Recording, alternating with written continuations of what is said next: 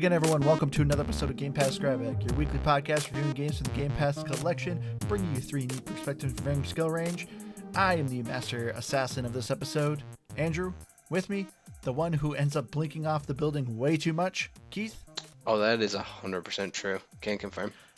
Hello. And the one who doesn't know anything about stealth, Liz. Can also confirm. Hey, guys. And this week was Liz's sort of pick. We played Dishonored Definitive Edition by Arkane Studios. Some of you may remember Arkane Studios because we did do a game from them recently, which was Prey. Well, I shouldn't say recently. That was actually earlier on. But Prey was one of Liz's probably favorite games that we've done. So I suggested this to her, going, hey, since you like that studio, you might like this. Well, we originally saw the trailer for the second one. You showed me the Dishonored 2 trailer. Yeah. And then, so when it came time to pick, Dishonored was on, so I decided to do this one. Yeah. So Arkane Studios is also part of the Bethesda family, so this was actually on Game Pass before, then left, and now it's back again. So we get to enjoy it again. But, going around, Liz, this was yours. Tell us, was this a Gamer Pass? Is this going to be another pass in a row? No, this is a game, of course. Oh. I love Bethesda games. For me, at the beginning, I was really nervous because I just couldn't get around the stealth aspect. Like, I was just so nervous playing. And then I realized how forgiving the game was. I cannot tell you how many times I saved this game because the save feature in this game is incredible. And yeah, once I figured out like how the game worked and everything, I just ended up loving the game. So yeah, definitely a game. I guess it sounds like it's up to me since it was silent. I'm gonna have to say this one's a pass for me. I was disappointed, you could say. Get it? Dishonored, disappointed. No. Anyways, yeah, I That was just a stretch. I wanted to play this game. I thought it was gonna be fun. I liked even the concept of some of the gameplay style, where it's the world sort of changes by your actions, but I didn't like the gameplay, and I was kind of let down by it. So for me, I think I'll actually give this a definite game. I enjoy stealth games a lot.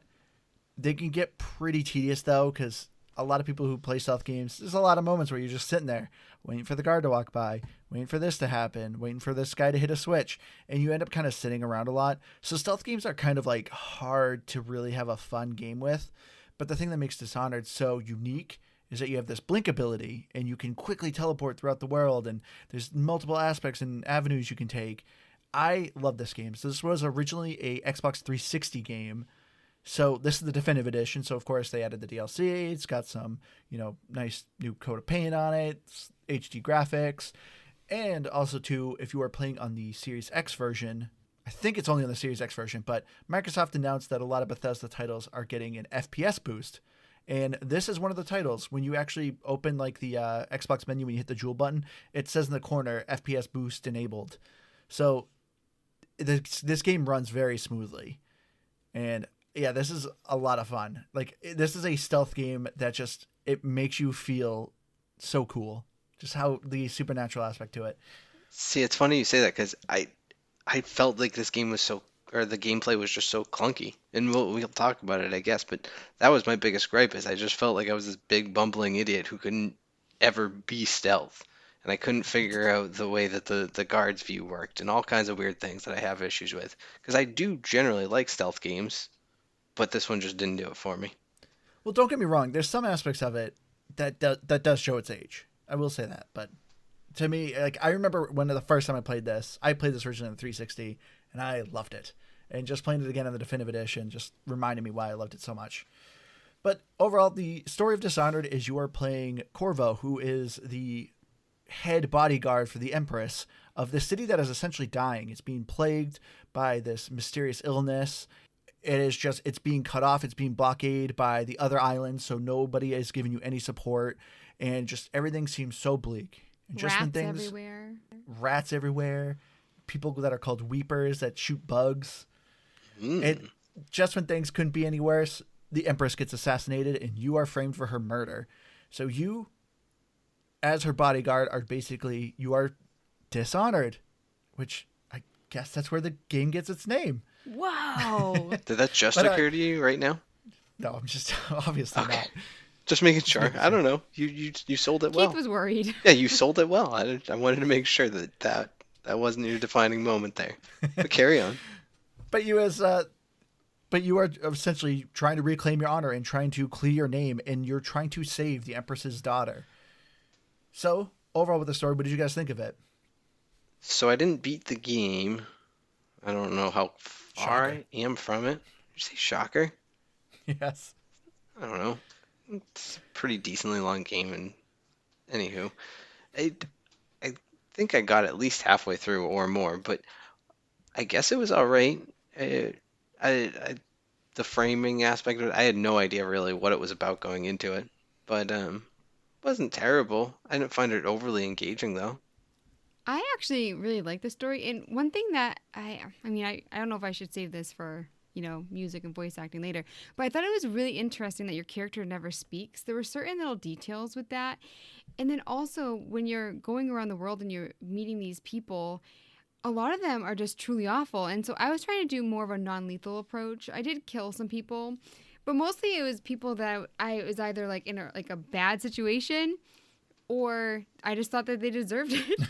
This game has like a lot of rapey characters and like peeping toms and all this kind of stuff, and so it was just my choices. I found myself constantly like going back and forth between being like, I want to, because it warns you that your decisions have consequences. Kind of like you kill a bunch of people, the plague and everything. The city's gonna get worse. So it was always just this battle with me. Yeah, for me, I personally love the story.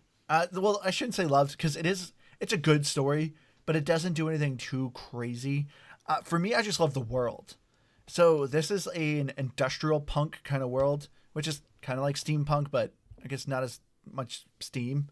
So basically, everything is not eco-friendly. Everything's run down. Everything's run on whale oil. It's not efficient. Everything's just like really just kind of grungy looking. So I just love the aesthetic of the world, and I think it complements the story so well, on like just how miserable everything is. This plague that's ravaging the city. I just loved the lore and the overall like city building. Well, at first I was like, are there going to be this many awful people in such a small space? Because obviously the guards are bad. I mean, they're having people who have signs of the illness, but also people who aren't, that they just want to steal from. And they're like putting them in like these little prison things and killing them. And then you also have the thugs. And I just felt like going around, there's like no good people. And I was like, Except for Samuel the boatman. Exactly. But part of me was like, there can't be this many evil people. But then I was like, oh, wait.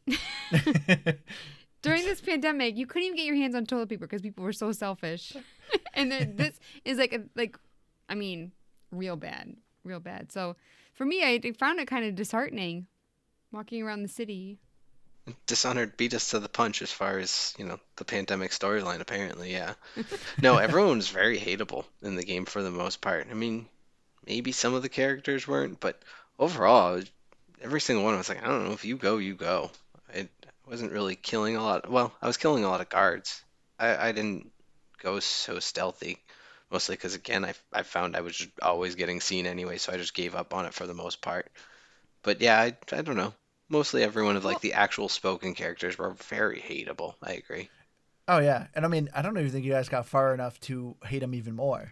It's see, this is what I thought, and actually, without spoilers, I'll make my next point, I guess, is that so yeah, I kind of got this vibe the whole time that I don't know, it like you said, it doesn't do anything crazy where it's just like, okay, you're this mega soldier or whatever you are, you're a special individual, and then you're kind of taken advantage of, is what it feels like. You're always just sent Yeah. out on these like, hey, do this for us, do that for us. I'm like, well, no, if I'm the guy, screw you guys. I'm going to tell you what to do. But no, you're just strung along as some little pawn for them. Yeah, I mean that is probably my biggest complaint about the story. Was it you, Liz? Were you saying that your character doesn't talk? I really wish your character did have a voice, because to me, yeah, like I feel like I was just a dumb puppet. These guys literally are just saying, "Hey, do this thing," and you're just like, well, "Okay," don't question it. Just okay, I did this thing, and some of the stuff they do is really kind of sketchy, but you don't say anything, you don't argue with them, you just do it. So for me, that's what kind of really did disappoint me. Well, now I'm super disappointed because Andrew just told me what happened, and I actually kind of guessed it at the beginning. But I will say, going into it, I mean, I would kind of do what they say too. I mean, they're helping you get Emily back. I mean, she was kept prisoner, and then she's actually free to roam around. And so for me, I understand why he just jumps into it, because he's trying to do the right thing. Well, I mean, it was all just a political game. And I guess that was kind of the aspect of it that I was like, I don't know why I'm trusting these people at all. Like it always seemed weird to me that you had options in the game on how you played it, but your options were really always just do what they tell you. I don't know. And they even openly tell you that, hey, like, this is all politics, blah, blah, blah. So I don't know. I had no reason to trust them in the first place, but you're forced into trusting them every step of the way, just about. So I didn't like Yeah. that as far as it being overly linear for a storyline perspective. Which I do agree. I mean, this is an Xbox 360 game. Sure. So, like, we're kind of spoiled with a lot of games today where we like have different branching, storylines and stuff like that. This game's obviously quite old with it, so not to give it a pass on like that kind of shortcoming, but I do agree. I wish I felt more like this was my story. Yeah, that's the story wasn't what took this game away from me. I mean, you know how I feel about it. A story, good or bad, I couldn't care less. So, Except for Undertales. But what other Undertale's great. option would he have? I mean, he's told when he gets here that, I mean, they want Emily to eventually take the throne versus the people that were kidnapped. They just like be like, oh, I'm just gonna. I mean, there's two parties that you would have to essentially choose from. I feel like that's not much of a choice. Yeah. No, but it is weird too, because you go from being like, what is it? You're like royal guard, and then all of a sudden you're an assassin.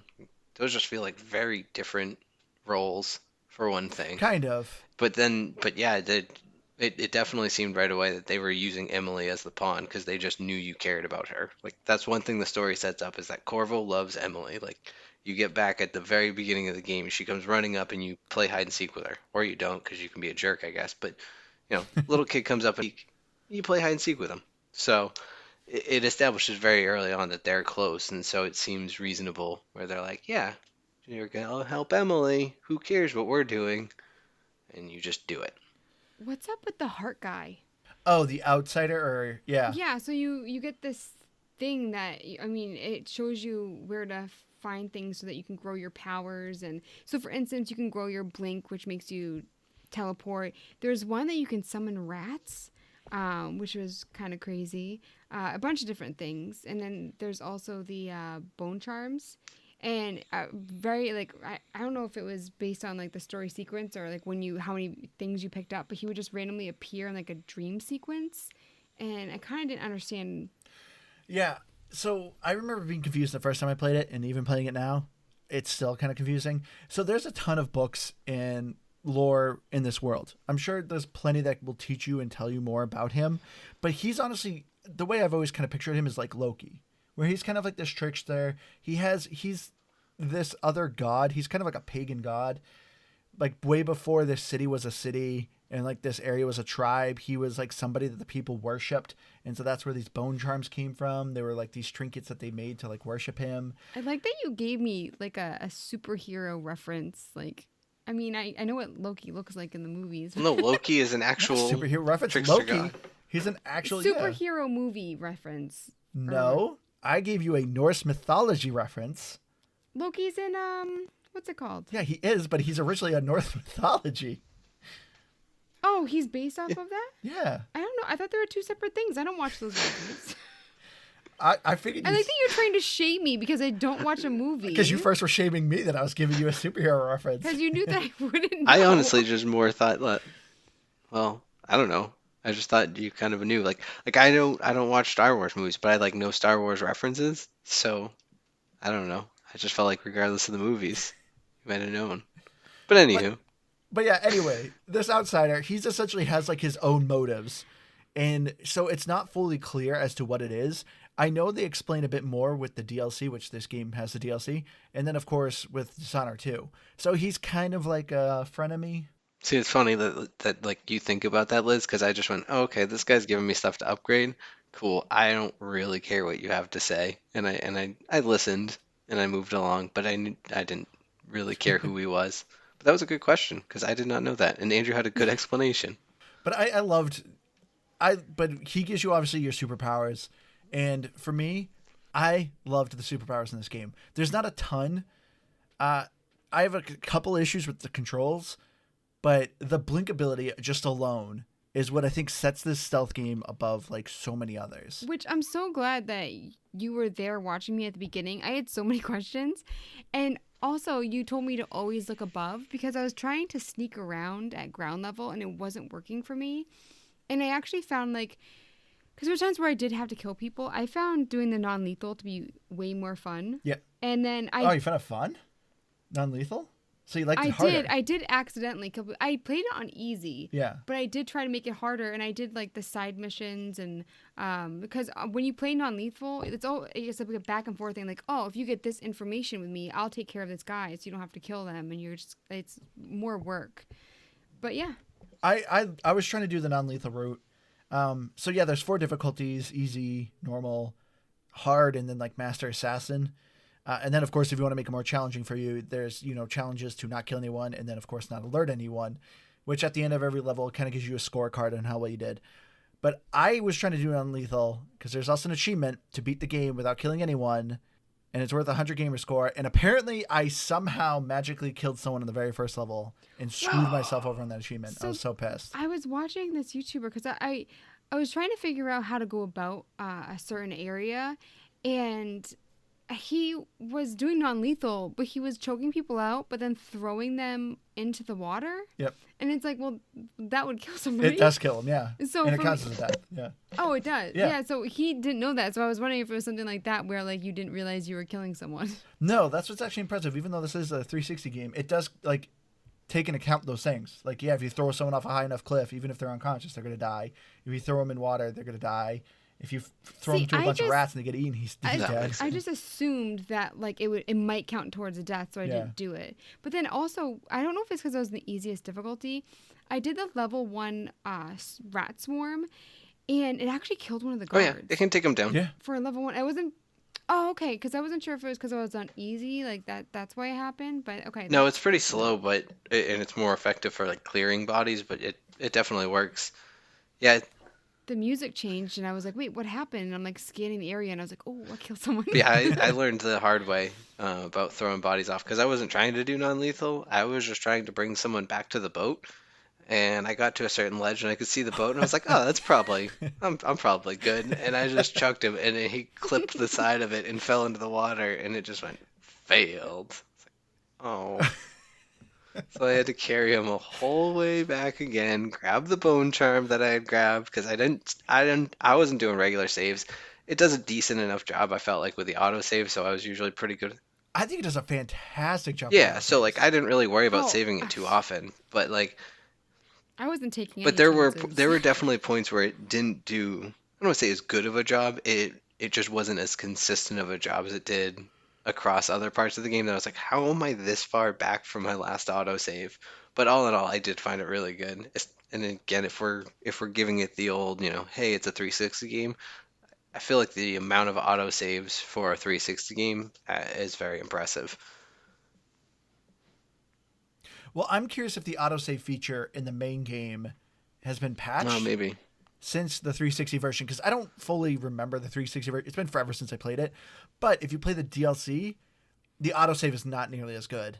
And there's been numerous times where I'm like, oh, I'll just reload my last checkpoint. And it was actually a good, 15 minutes back. And it's like, okay, that wasn't very good. But as far as the main game goes, I think the autosave is really, yeah, really good. Actually, that's one of my issues right now is, sorry to cut you off, Liz, but I just remember this. So where I'm at right now, I don't know if it's a spoiler to say that I'm at the boil party, but that's from that. I did something, either maybe it's just part of it or I did something and I didn't realize it. But every time I walk into the house, everyone just starts attacking me now. So basically, unless I go back, I think it's an hour almost to my last save before that, I think I just have to ride this one out as butchering everyone in the party, I guess.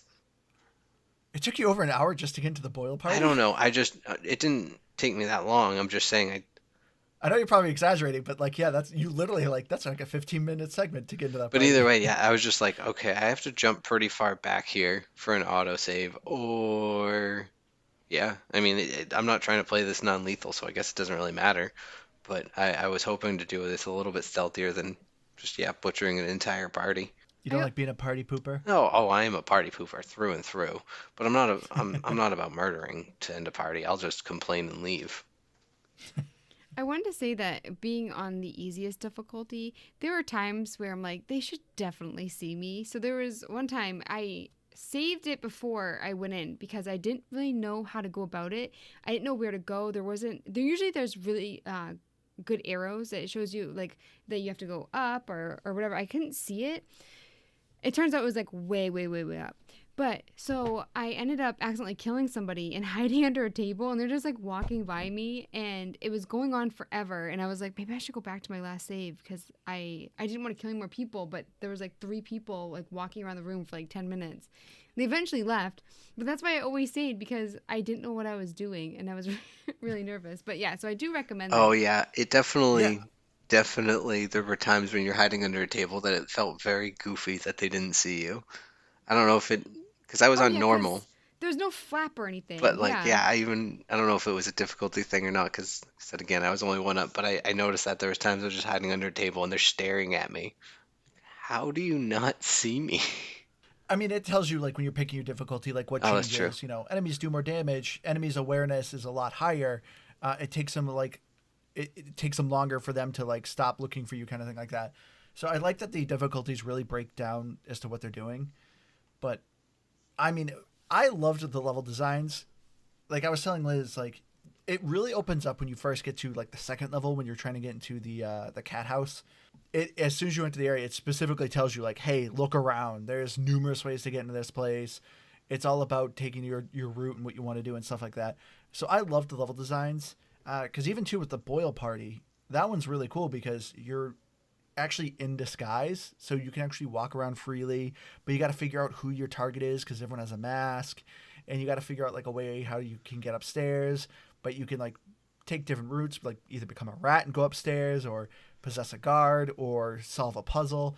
I just loved the level designs, and I don't know if you guys had any issues, but I never felt lost. I always felt like it was really obvious as to where my objective was. Did you say become a rat? Yes, you can possess a rat and Yeah. become it, and Oh, go an okay. I event didn't do and that like go ability. upstairs and stuff. Yeah, I did like that aspect of it. So like there was parts of this game I liked. I just overall I wasn't excited to play it just because of I don't know again the clunkiness of it. But I do agree as far as like the level design, the multiple routes you could take. My only problem is I just have this really bad habit of like making sure I try to discover, not even discover, but yeah, I guess I don't know, just see everything. Like, what if I missed something that I could pick up because I didn't take this route and I should have taken that route? So then I just try and take like all the routes and then I take forever on a level. That's what I would do. I loved looting because you have the ability to look through things and you can see like I think that's when I noticed like the guards like radius of like Yeah. where they can look. And that also helped too because at first I wasn't hiding bodies and then it like alerts people when they find them, of course. So um wait, what were we talking about? I don't know No, what were you talking about, Keith? I was talking about what you were talking about. about how long it took Yeah. them on the level. Oh.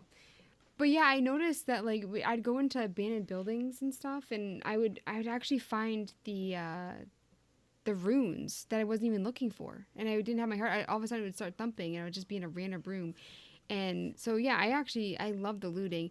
I did wish a couple of times that there was a map, but it wasn't when I was looking for an objective, but more trying to figure out where I just come from. So for instance, like finding out where like the old lady was, just trying to get a sense of direction, I guess.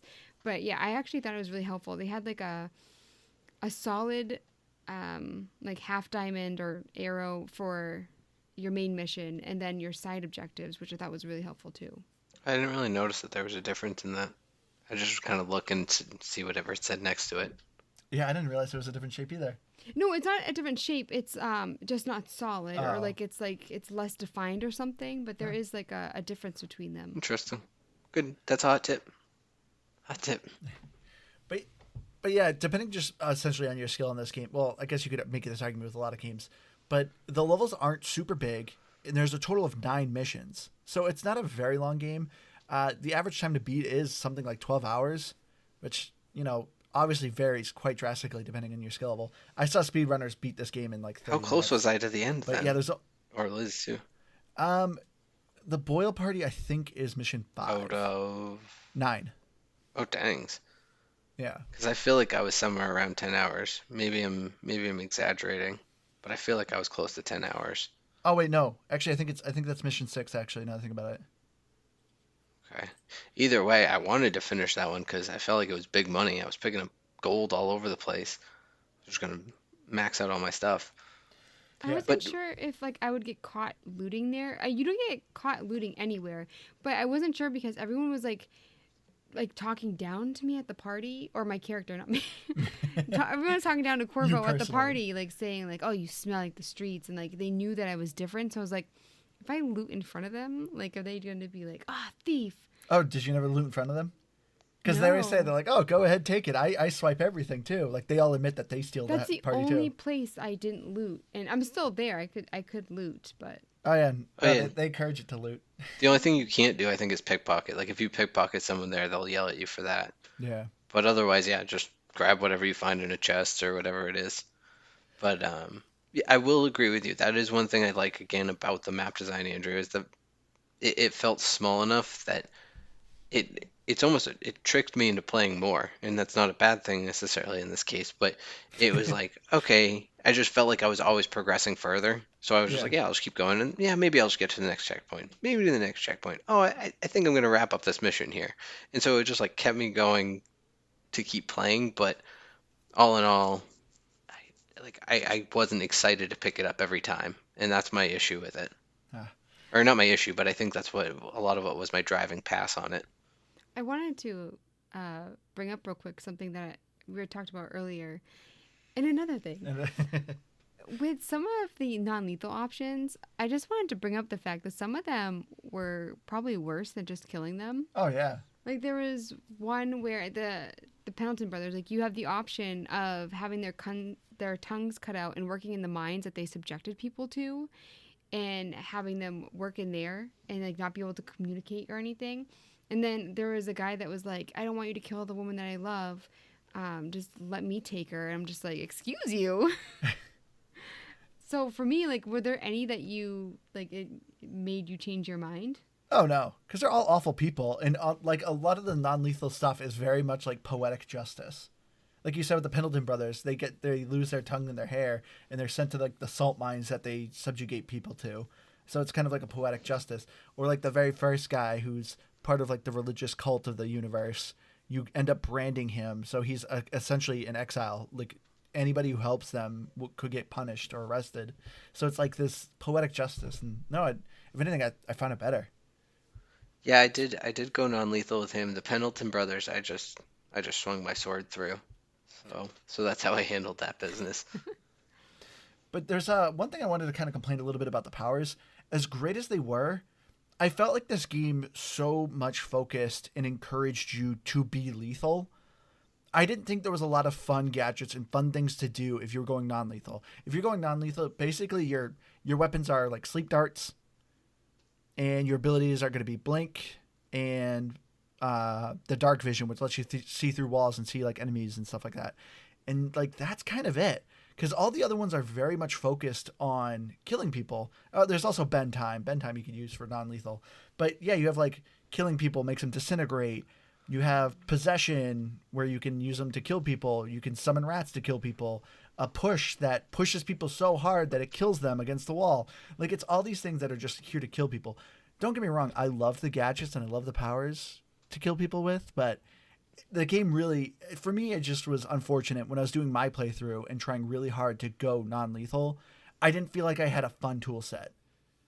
I agree, because I wanted to use the ones that killed people, but then I decided not to because I wanted what I assumed would be the better ending. So for me, I kind of was disappointed that I couldn't use them. But I mean, what gadgets could you use for non-lethal?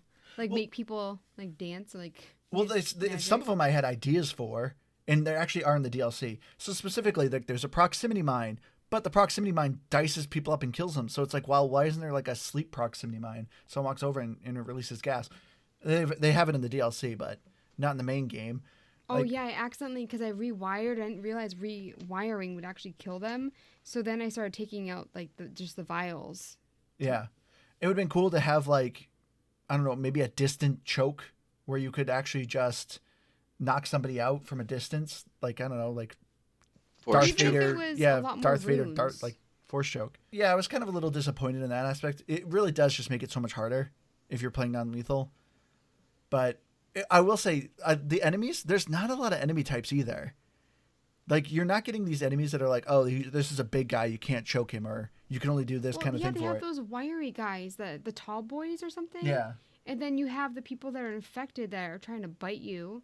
Then you have the thugs. You have assassins. But Then you have like the actual guard. I didn't find them to change up the gameplay too much, though. Rats. Yeah. No, I thought the only difference was whether or not they maybe had a gun or no gun. And then, yeah, the tall boys shot rockets or grenades or something, but Yeah, explosive arrows. largely, yeah. I, I agree with both of you, I guess, because, yeah, there is actually a pretty decent variety of, like, skins of them to a certain degree, but they're largely all the same in every capacity. Maybe they take more damage, have more armor, something like that, but it doesn't change the gameplay really, especially if you're going non-lethal. Yeah, it only changes if you're actually going in like guns blazing and you're actually like doing hand-to-hand combat with people. But as far as like stealth goes, no, just go up and choke them or stab them, and they all die the same. Well, I guess actually just to that point, and now that I think about it, as long as I mean it's very specific if you're going non-lethal completely, but if you're just going even stealth, the gadgets work very well for stealth. So, If you're going stealth lethal, I think they work great. yeah. I I don't just know. wish I had a little more variety of when I was doing stealth non-lethal. No, But I do agree with you there. There's nothing exciting going on for non-lethal stealth or gadgets, so. another thing that also kind of annoyed me with some of the gadgets as well, your right trigger is your sword. You cannot change that. Your left trigger, your offhand, is whatever you pick. So it could either be a spell, it could be a ranged weapon, a grenade, like one of the gadgets, but you can only have one of these things. So you can either do sword and a crossbow, sword and blink, sword and vision, whatever. You only can do a quick select from your on your D-pad, so up, down, left, right. You can bring up a radio menu, but with all the gadgets and powers you have, it's kind of cumbersome to navigate. I was just like a little disappointed that I could never change my right hand. It's always the sword. So I couldn't do like, oh, I'm going to crossbow and blink the entire time. No, you always have to use the sword. So I was kind of annoyed with the limitations of the controls. Yeah, I think just even if I could change up the right stick, I still don't know if I would have loved it, but I do agree. Just like that would have been at least like a big difference. Like it felt too samey, and the amount of times that I accidentally used the wrong thing because I just was trying to move too quickly and I accidentally selected the wrong thing from the radial was Yeah, just I've like, done I would that. shoot, yeah, I would shoot Sleep a gun darts. instead of, yeah, or waste a sleep dart or something along those lines. So I do agree that I didn't care for the way that your overall controls were set up. I actually thought it was really easy though. Like I got a hang of it really quick. The only thing, there's a couple times I wasted sleep darts, but I think that's really it. So for me, it worked great for a noob. It was just cumbersome. I think that's the Yeah, biggest gripe about it. yeah, just a little cumbersome. But getting into the overall graphics though, so since this was an Xbox 360 game, I think the some things kind of show their age. But with this being the definitive edition, it's got some some new textures, some HD graphics. What did you guys think? I thought they were great for 360. Some Yeah, of the faces were a little but I mean it's a lot better than some games that we've played that were 360. I so like the environments. I love the faces because to me the art style of this game kind of reminds me slightly of like Tim Burton. Well, that's the thing, because like there were like rosy parts of the faces, and I wasn't sure if it was an artistic choice or if it was just like off graphics. So I liked them. I just feel like they weren't as detailed and stuff. Games like this, I feel like I'm used to I'm used to super detailed faces and stuff. But I overall, I really like the graphics. See, I don't know. I didn't like the faces at all, but I largely did attribute that to the fact that it was a 360 game. I, the fact that it was the definitive edition, I think, is what really drove the decent graphics. So I assume if you were playing the actual 360 version, it'd be pretty blocky. But yeah, I don't know. I thought it was okay. I could have. It wasn't gonna change my opinion about the game though. It was mostly just a yeah, they exist, I guess. That's how I felt about it. I thought for me, like, the thing that really showed its age was the textures.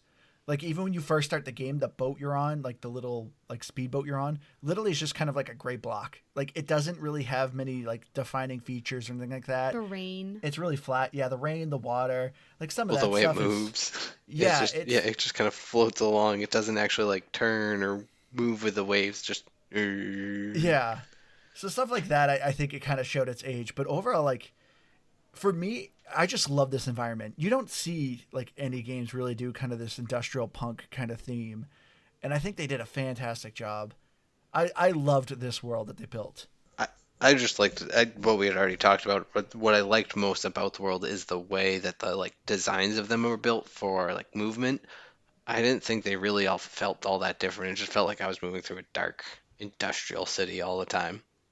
So I didn't think it was like great from that aspect, I guess. I don't know. I mean, I can see where you're coming from. The biomes are very similar. Yeah, it's one alley to another or a sewer. But I thought it was varied enough that it did an okay job. But I see where you're coming from, Keith. I guess I would agree with that. Ooh, it's a big day. You feel so special. Did you guys ever get annoyed by the constant, like the loudspeakers, the people talking, saying like, "Oh, you cannot be out after curfew"? Oh, the announcer? Yeah. A little bit, but he ends up like stopping halfway through the game. So he luckily isn't in for the rest of it. As annoying as this was, I will say I'm impressed with the voice acting. I thought the voice acting overall was really good.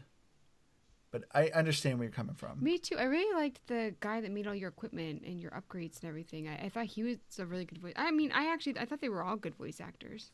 Oh, okay. You're talking about the voice acting. I thought you were talking about how you liked him, and I was like, he's kind No, of a he's creeper. the peeping. Yeah, Yeah. he's the creep. But no, I will say, the thing about the speakers, I agree, it was annoying. But I will say, in terms of environmentally, it worked. Like it made it felt very dark and like you can't even sleep at night because even when you are doing the right thing and you're trying to live in your house, you're just being oppressed even still with this like loudspeaker just constantly Yeah, telling you stay inside and you're like, yeah, no kidding. the So constant propaganda. yeah, so in a way it like felt fitting. And then like if you did bad things, it would start announcing those more often too. So it was just like a constant stream of speaker talking. So I think it was really a good choice, but it was very annoying. I do agree. So with the voice acting, there's some heavy hitters in this game. Susan Sarandon, Carrie Fisher, Chloe Grace Moretz, John Carrie Slattery. Fisher? Susan Yeah. Sarandon? Really? Yeah, Jeez. I was kind of surprised too. That's a who is Susan Sarandon? Like Rocky in the- Horror. No, like in the game. Oh. Like, what do you mean you don't know who Susan Sarandon is? Who is Susan Watch me, you Sarandon? looked up the wrong thing. I mean, I would not have recognized her voice, so I'm not doubting that you're right. I'm just I more didn't like, recognize who any was of she? them. Susan Sarandon played Granny Rags. Mm. Street speaker, Carrie Fisher. Wait, they hired Carrie Fisher to be alternate street speaker? What? That can't be seems the really weird. the normal. But yeah, Like- John Slattery plays Admiral Havelock, who, John who? Slattery's the guy. John Slattery. He's the guy, well, if you know the Marvel movie, he plays Tony Stark's dad. Oh, okay. So this was probably a very expensive game to make. The person who plays Emily is Chloe Grace Moretz. Weird. I know. Yeah, so this was like a triple A squared game.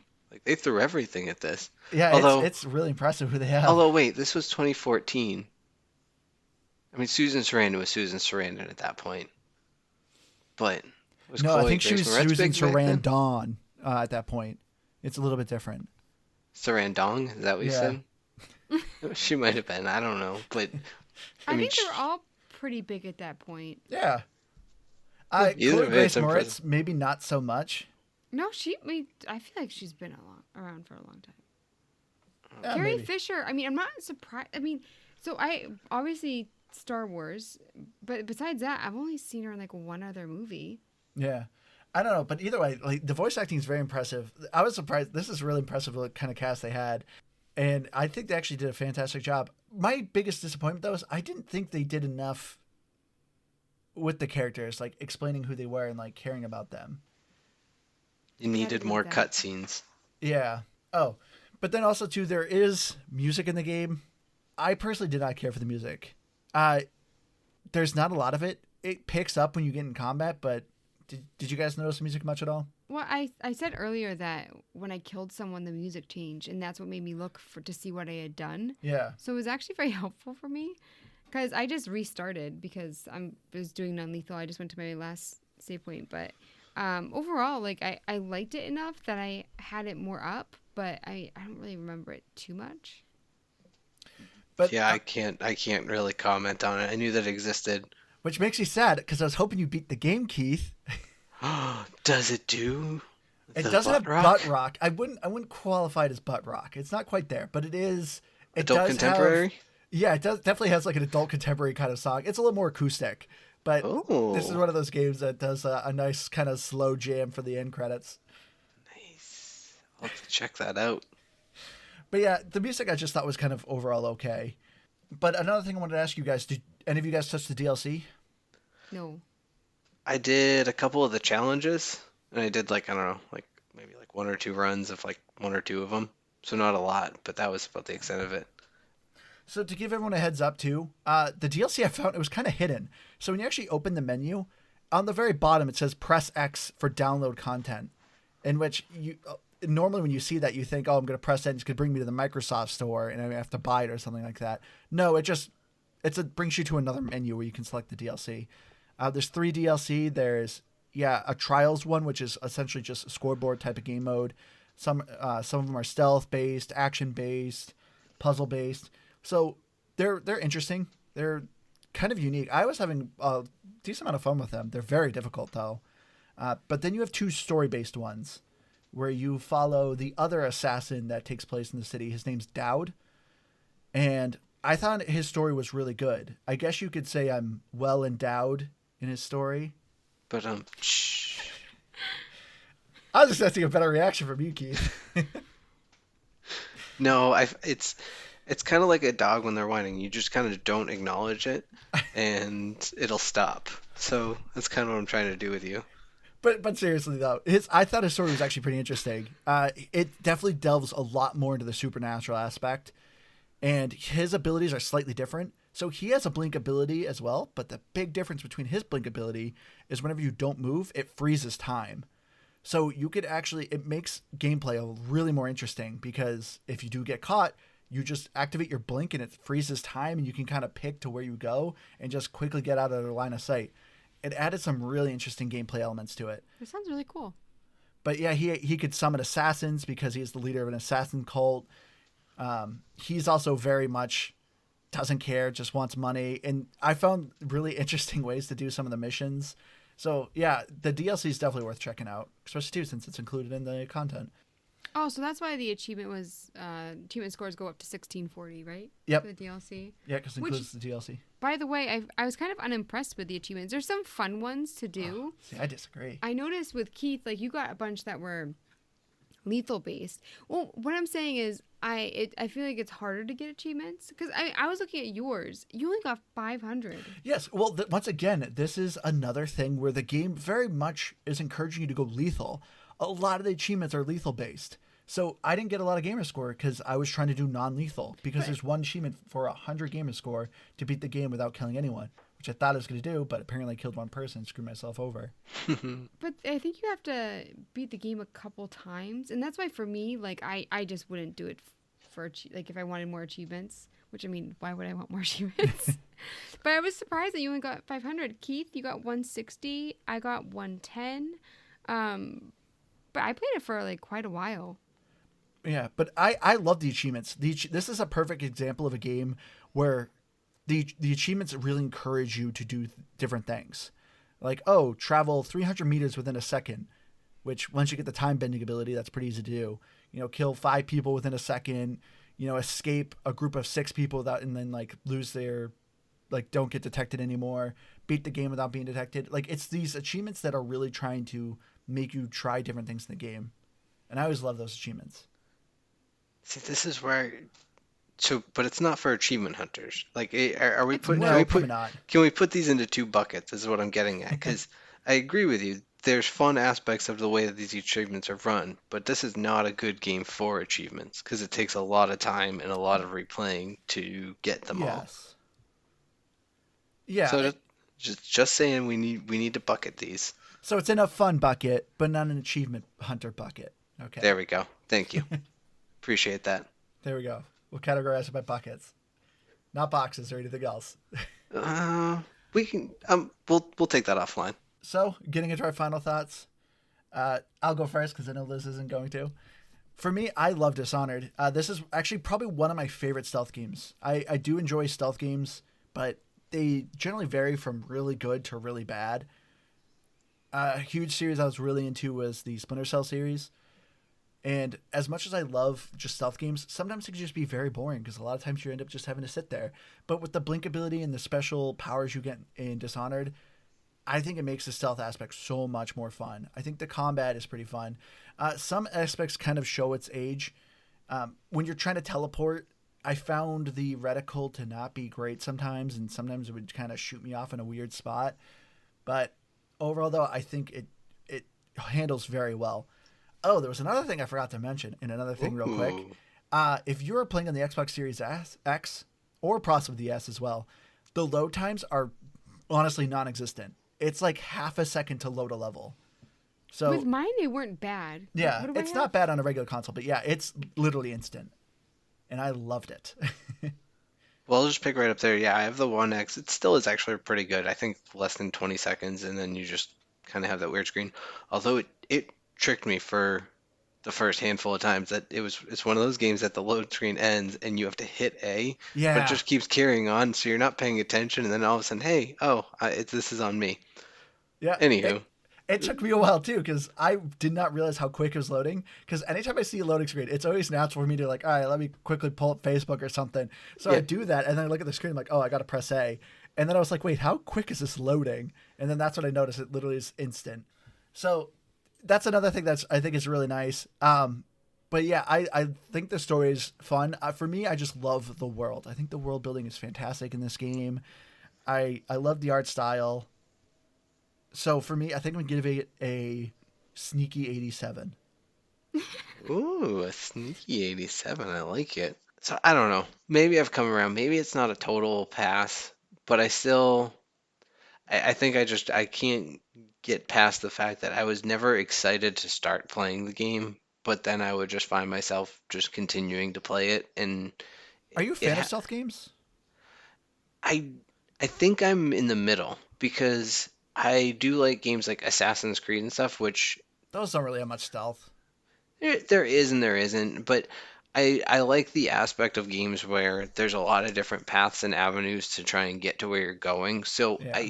I liked aspects of this game.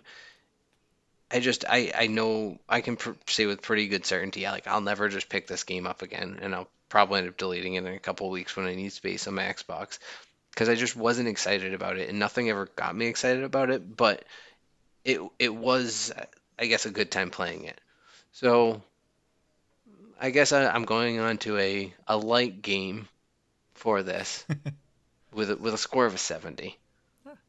We changed Keith's mind a little bit. Yeah, you guys as I talked about it, I didn't hate it, and I never hated it, but yeah, it's good enough worth checking out, but I wouldn't give it a lot of time if you're not getting into it, I guess. I think I'm going to give it an 85. I don't really play stealth games, so for me, it's kind of hard to score, but I liked it way more than I thought I was going to. Because when I watched the trailer for Dishonored 2, I thought it was like the story was really interesting. And then I realized how much like stealth work is going to be in it. And even in real life, I'm just not a stealthy person. It's just not the way my brain operates.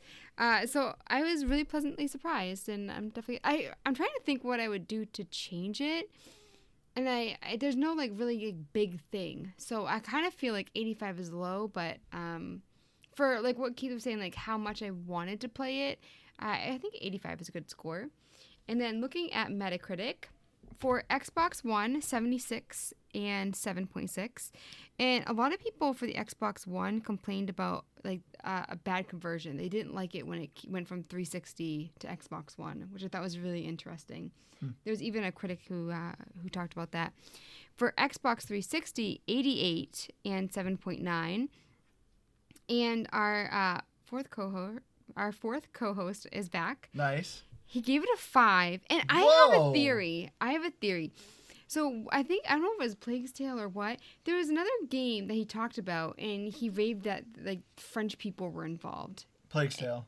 Same with this game. Oh. I think it's because I think it's because he just likes the French. I don't know. I just thought it was interesting in both times that he mentioned like, oh, there's French people working on it. It's like, okay. He did praise the voice actors. And next time we need to pick another French game or a game that like there's a lot of French people involved so we can see what he scores it. Okay. And then so he wrote, in addition, the technique may seem weak, the fault of rather disgusting textures and a graphic treatment which is reminiscent of a certain Borderlands. And yet Dishonored is not naughty. It is his steampunk touch that is an obviously debatable choice. And he went on to say a lot of favorable things. That's why I didn't understand it, because it was so favorable. And he's like, 5. I feel like, I mean, it would be pretty easy to guess all the time, but I feel like what we need to do is have you read the actual review, and then Andrew and I try and guess his score. We're going to be about 90% accurate at 0, but yeah. Nonetheless, I feel like we can jazz this up. But yeah, it was just really weird reading such a nice review from him and still getting such a low score. I just like that he related it to Borderlands, which, I mean, I guess Borderlands 1 was pretty old too, but that game was cel shaded. It was intentionally not bad, but kind of bad. Yeah. So that's a weird relation. Alrighty. Well, I think that's going to do it for us this week. Thank you all so much for joining us. If you have a game you would like to recommend for us, you can email us at gamepassgrabbag@gmail.com. We're also on Twitter at GPGBpod and Facebook at GamePassGrabBag, where we also have a PayPal set up if you feel so inclined to support us. We greatly appreciate it. I've been your hardcore gamer host, Andrew. You can find me at Xbox Live at Firebird01952. If you are also an achievement hunter, I at least have 2 other listeners that are trying to beat me every month. And yes, I now lost, I think this is my 3rd month in a row. I got almost 10,000 gamer score, and I still ended up losing. But if you would like to join in on the achievement leaderboard, make sure you send me a message, because, I may not have you on my friends list, so you may not appear on my leaderboard. I can do it to make you feel better, if you want. Well, you guys are already going to show up just because you're friends. No. I think. I don't know. I don't follow you on Twitter, so. I did beat you this month. You got 1,000 gamer score. I beat you by quite a bit. Nice, Liz.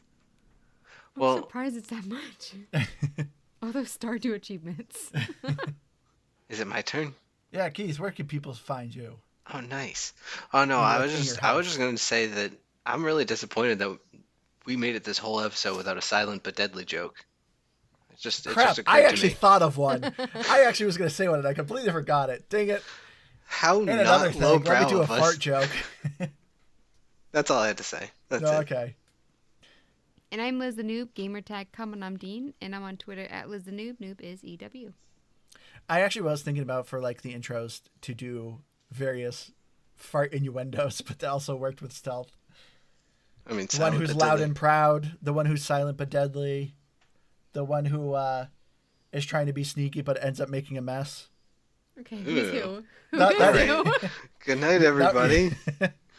That was originally going to be my intro, but I'm like, no, we need to be a little more mature. But anyway, I hope this doesn't make everyone just now ignore us. We hope to see you next week. Please come back. Bye, guys.